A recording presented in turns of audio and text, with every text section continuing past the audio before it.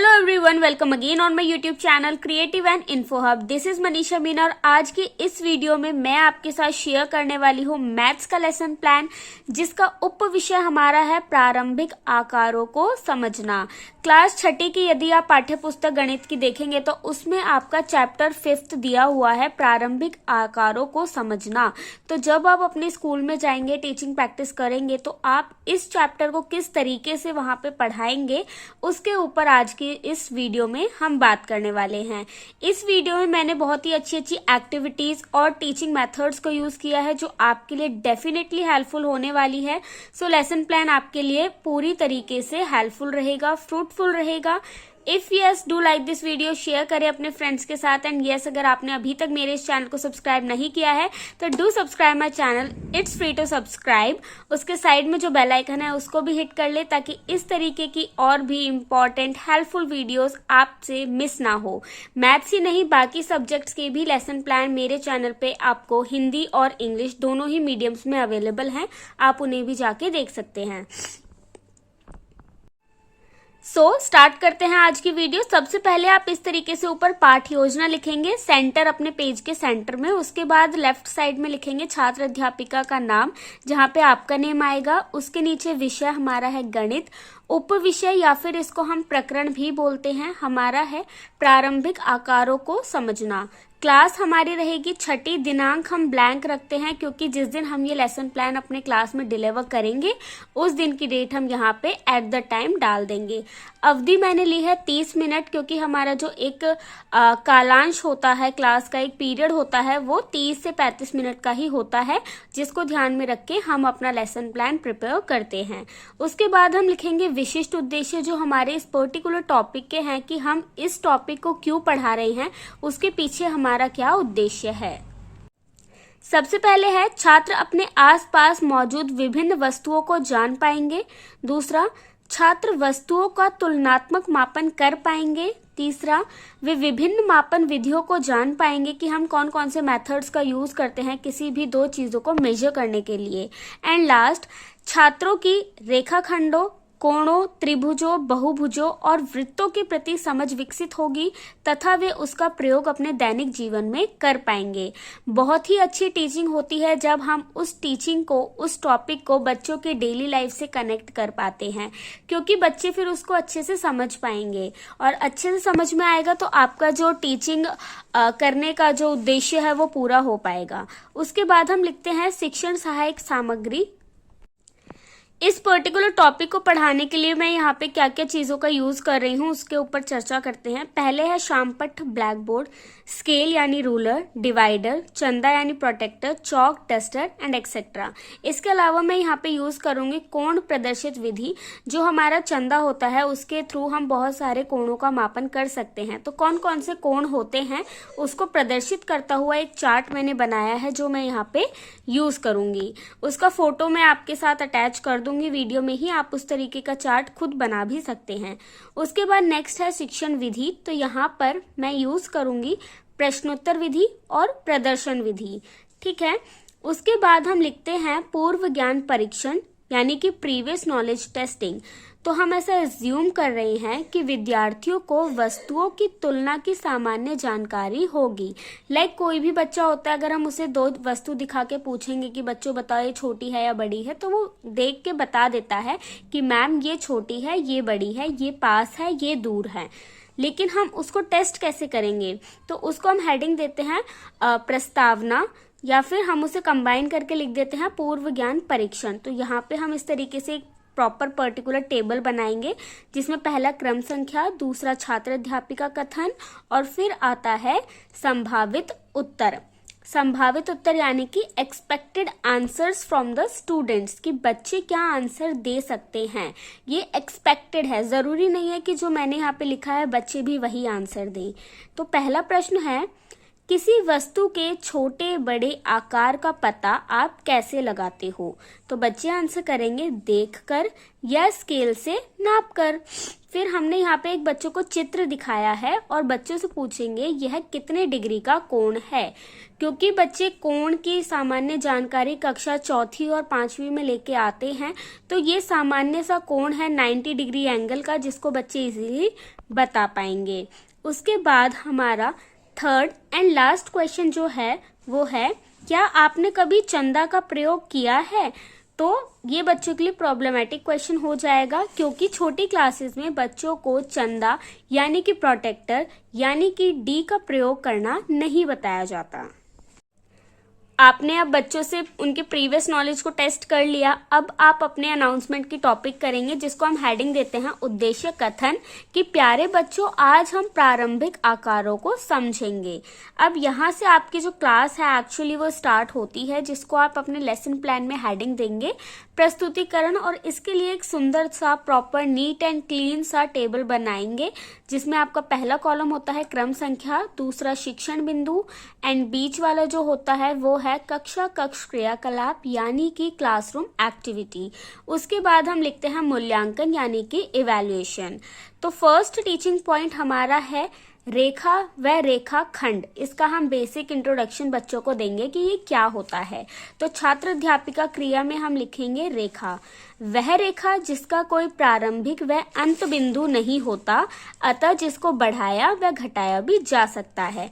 अब यहाँ पे जो टीचर है वो ब्लैक बोर्ड पे ऐसे लाइन ड्रॉ करके बच्चों को बताएंगे कि इसका कोई भी स्टार्टिंग और एंडिंग पॉइंट नहीं है, तो हम इसको स्टार्टिंग से भी इंक्रीज कर सकते हैं और एंडिंग से भी इंक्रीज या डिक्रीज कर सकते हैं। इसको घटाया व बढ़ाया जा सकता है।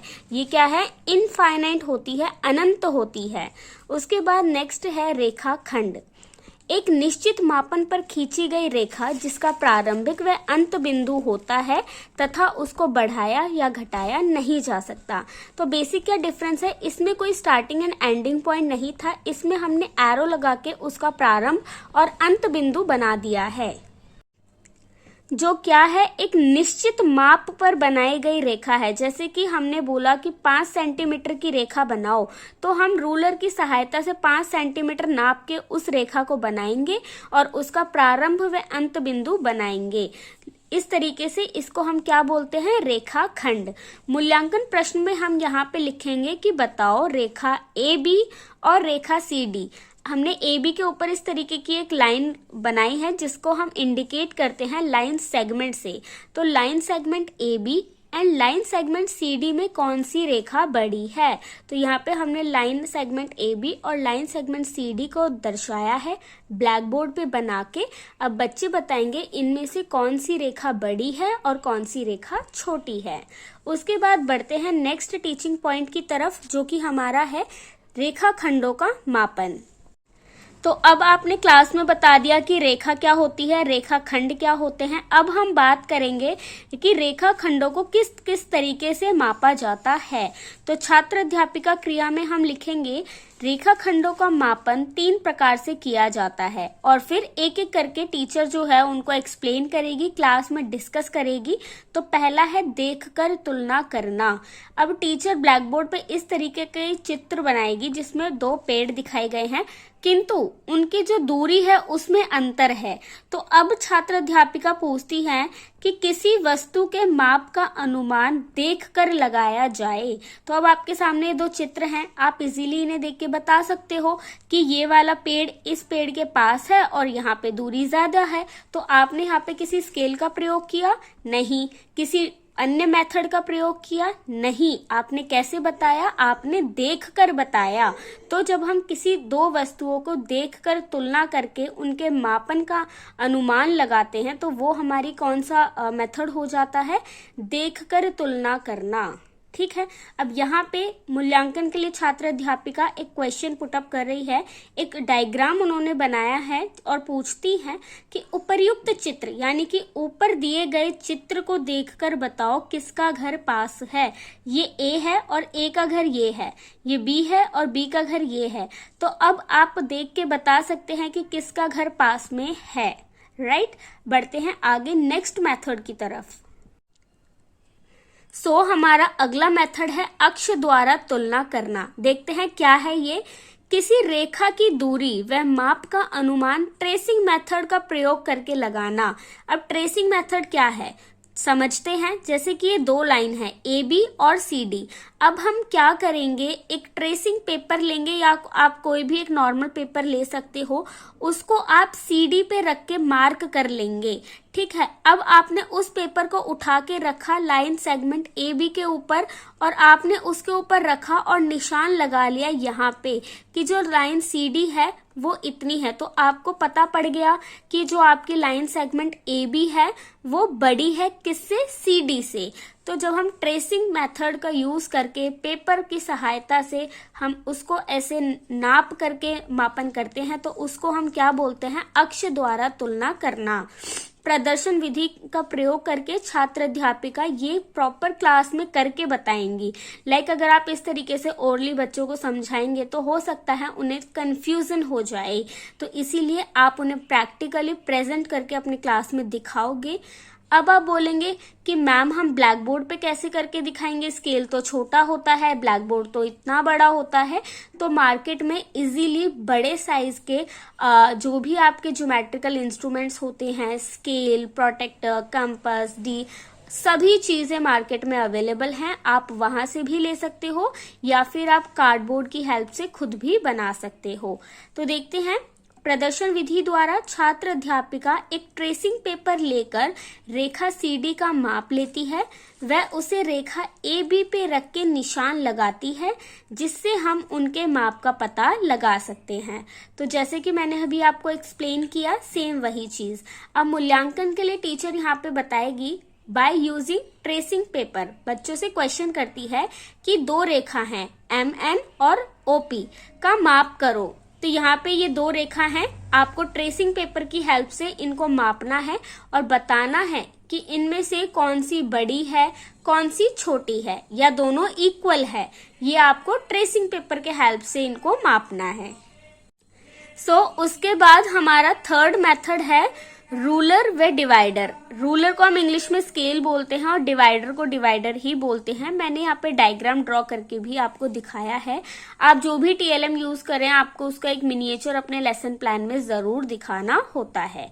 तो छात्र अध्यापिका दोनों उपकरणों का प्रयोग करके विद्यार्थियों को मापन करना सिखाती है।